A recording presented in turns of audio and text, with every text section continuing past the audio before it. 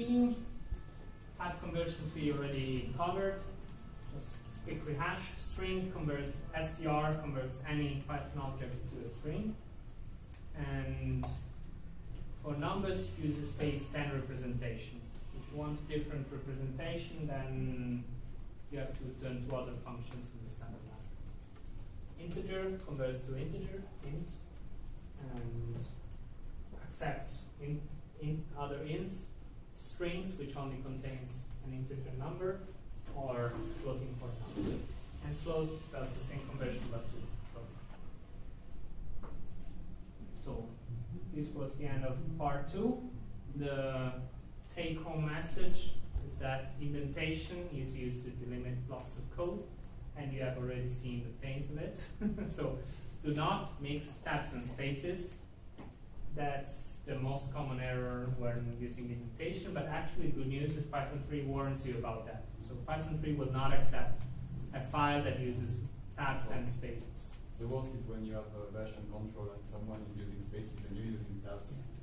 When you merge, like it's... Now when you edit collaboratively, Python, you should decide whether use all spaces or all tabs. Otherwise it will never work. Okay. The second take-home message is variables are just names for objects. So they're just labels you put to a value. And the same value can be called by different names, but it's always the same value. Def is for defining functions, and everything else is indented. Import file name is to run another file name and possibly use functions from it. And help gives you information on defined functions. So and now, yes. basically, we can create a big library in one video, all the function we want, and then just import the function we Yes. want. Probably you're better off by creating many smaller files with related functions and then importing them all. It's better approach. It's better than have one giant file with all your functions. Many libraries still do the huge file with Yes. everything. Yes, exactly. The purpose is that to put code that you want to reuse into other files that you can just copy or. And how does the import affect the memory, the allocated memory in the machine, if the file is big or small? It does not. When it links to the file.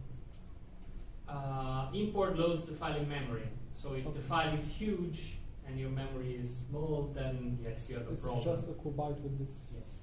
But normally, I mean, on today computers, the code is always tiny in respect to data. I mean, the largest codes I've seen are a few 100 kilobytes in size. That's nothing. Yeah, for sensors sometimes it's critical.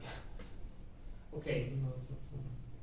That's, So it's yeah. better maybe to create import. If you import the file itself, the function, does it import the whole library or just this function? It's just No, it always reads and executes the whole file.